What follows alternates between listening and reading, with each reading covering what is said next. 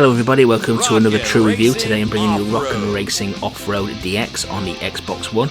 Should be available on the marketplace today, and it's priced at €7.99. I'm not sure what the UK price is, unfortunately, but I would imagine with conversion rates it would be around about $7.99 or $5.99, something to that effect.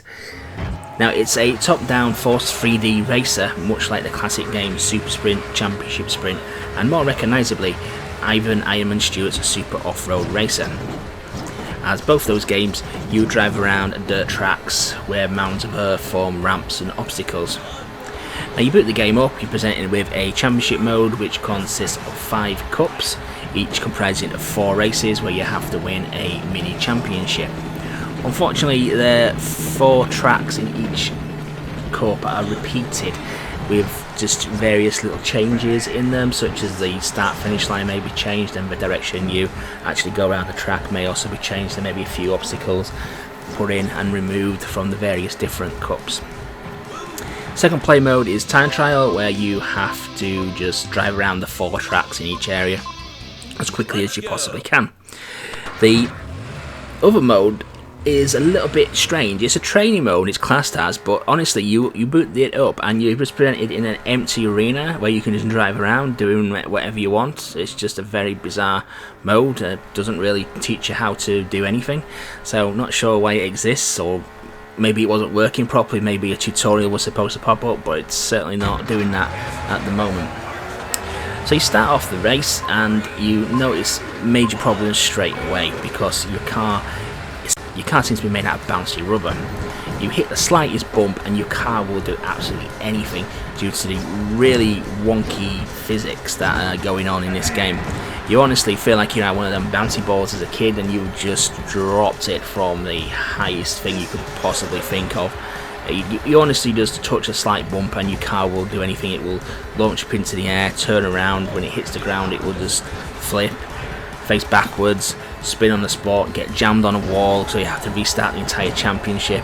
It'll just do anything it absolutely wants. It's just absolutely nuts. On one occasion I actually took off into orbit near enough and actually was in the air for a good 10-15 seconds before I actually landed back on the ground and could actually start racing again.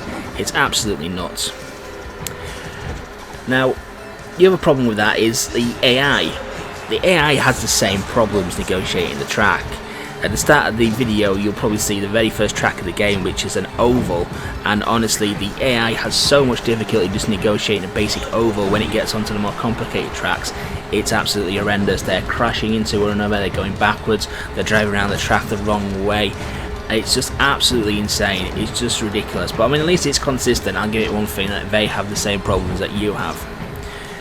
On one race in particular, I hit a really wonky landing and spun into the barrier, got jammed on the barrier. I was in the lead at the time and I was honestly stuck on the barrier for I don't know what the period of time was, but I've got the clip on there. It's the one with the achievements snapped at the side. Unfortunately I left them on there by accident, but you'll see my black car, who you play as all the time, is stuck on the barrier for a considerable amount of time, and the AI is just carry on racing and accidentally bumps into me at one point and actually frees me, and I actually go on to still win the race even though being practically out of the race for the best part of a minute.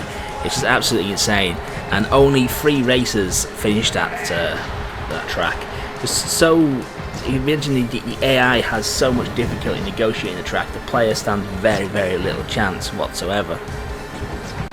Graphically, when you first boot the game up, you think it looks alright, but the problems begin again when you start racing and it starts moving, because it's sometimes very difficult to see where the mounds of earth are actually built up or where there's a dip in the track, and that obviously compounds things when your car just gets launched anywhere it wants because you didn't actually see an actual pit or an actual mound of earth. Now, obviously the track you can see on the screen at the moment is pretty obvious, but some of them are less obvious the way the perspective of the track is shown. Graphically for the cars as well, they're very small, they don't zoom in enough, so you can't really see any detail on the cars whatsoever. There is several cars to pick from once you have unlocked them, but to be honest with you, they don't really do much different to one another. They're just faster and more difficult to handle, and the physics problem is compounded even more the faster the cars go. Sound-wise, there's a few reasonable musical tracks on there. There is an annoying commentator who keeps trying to convince you the game is awesome and that the race is on fire, but there's never that true sense of speed to actually make you feel that the game's awesome or on fire whatsoever. The biggest problem with the game is that you just don't feel in control at all of your vehicle, and that's a big problem with a racer. You really do need to feel that you are controlling the car, controlling the truck, and actually being able to, shave seconds off your lap time by taking corners brilliantly and things like that. But on this, you literally have no control whatsoever. Your car's being buffeted around left, right and centre constantly throughout the game, and it's just a major problem, to the point where most of the time the game is literally unplayable. And before we get onto the score, I did discover another issue with the game. Now, some people might not mind this, but I'm sure the people who own the rights of Ironman Stewart might, because a couple of the tracks bear striking similarities to the tracks found in Ironman Stewart. When I was racing around them, I thought this seems a little bit familiar, and I went to check the original game, and just coming up any second now will be the original Ironman Stewart's track, and you'll see it's other than the top left portion of the track, this track that appears in Rock and Racing is identical. Obviously it looks different because of the modernised graphics, but it is identical. You drive around the track in the same way. It's got a central funnel mounted by earth. I mean, obviously in the older game everything's more compact and squished up, but it is honestly the same track. I mean, you can obviously to hear people's opinions on there. I mean, I'm all for imitating, form of flattery and all that lot, but it's the same track. I mean, are you allowed to do that? I'm not too sure you are.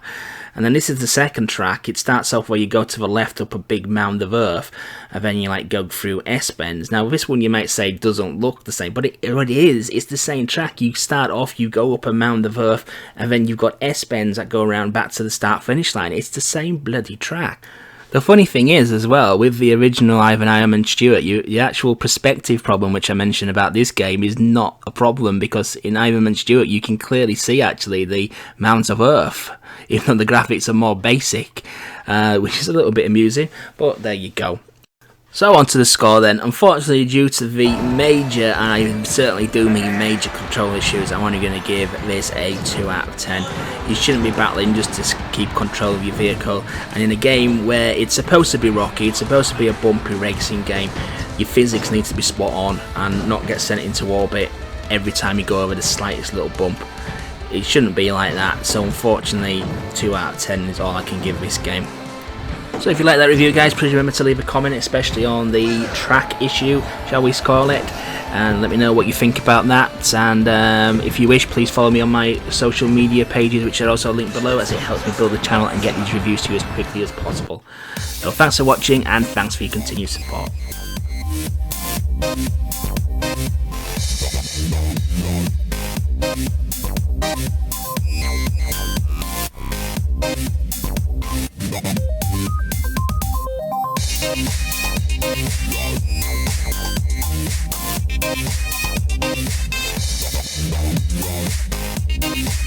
Yeah.